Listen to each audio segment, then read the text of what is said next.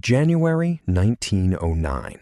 Snow covers South Jersey, and in the morning, people find hoofprints, cloven tracks pressed into the fresh snow, running across yards, climbing fences, crossing rooftops, and then vanishing. No animal anyone can name leaves prints like that.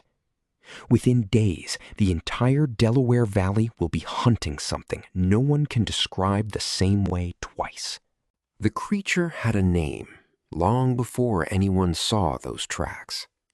In the Pine Barrens of southern New Jersey, people had told stories about the Leeds Devil for generations. The most common version said a woman named Mother Leeds cursed her 13th child, and it was born a monster. It flew up the chimney and disappeared into the pines. The Pine Barrens were isolated. The people who lived there were poor, scattered, and largely ignored by the cities on either side of them. Outsiders called them backward. The Leeds Devil fit the prejudice, a cursed thing from a cursed place. For decades, it stayed where it belonged, in fireside stories and local superstition.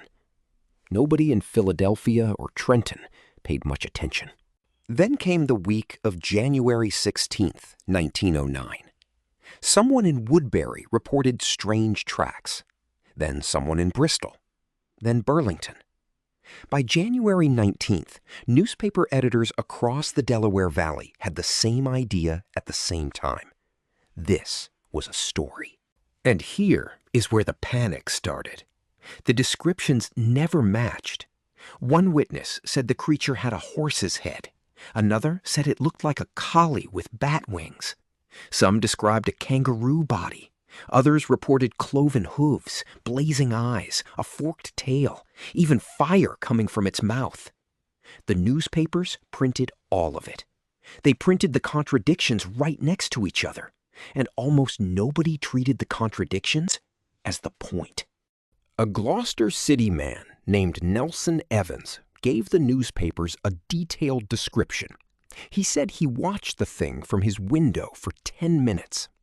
That account helped shape the most famous illustration, a tall, thin creature with hooves, bat wings, and a long neck.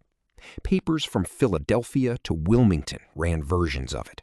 One Delaware paper called the creature the air hoss. Another called it the jabbernosk. A Trenton paper ran the headline, "Flying Hoof Leaves Proof of Visit Here." People reacted the way people do when the newspapers say something dangerous is loose. Men armed themselves and formed posses. They walked the tree lines with shotguns. In some towns, schools closed. Factories reported workers refusing to come in. Newspapers even reported trolley operators carrying guns.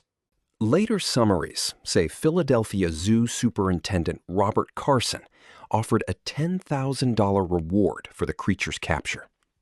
Even if the exact newspaper wording deserves caution, the effect is clear. Rewards made the hunt feel official, as if there was a real animal out there and a public prize waiting for the person who could drag it in.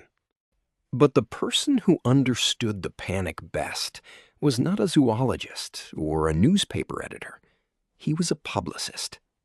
Norman Jefferies worked for the 9th and Arch Street Dime Museum in Philadelphia.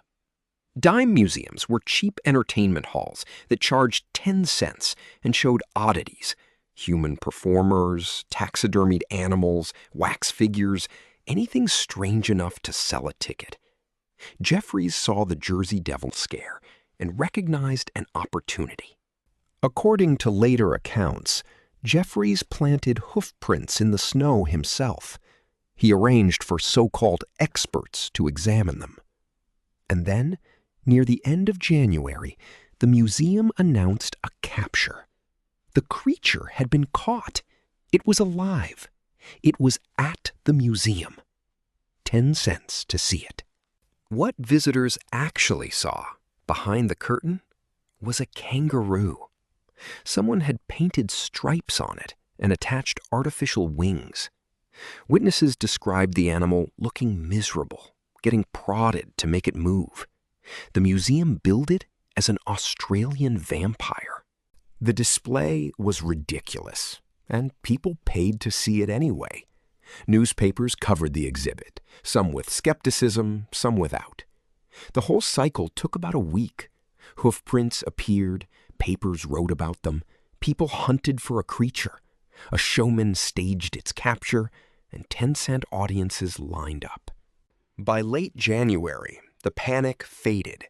The tracks stopped, the sightings tapered off. The Dime Museum moved on to its next attraction. But the image stuck. Before 1909, the creature had many names: the Leeds Devil, the Leeds Satan, the Flying Hoof. After the newspaper week, it became the Jersey Devil. One standardized monster with bat wings and hooves and a horse-shaped head. The newspapers did not just report the legend, they designed it. The Pine Barrens are still there. The woods are still strange and quiet. And the Jersey Devil is still New Jersey's unofficial mascot. But the real story was never about proving something was out there in the trees. It was about what happens when uncertainty meets a newspaper that needs a headline, a public that wants an answer, and a showman who knows that fear is the cheapest ticket in town.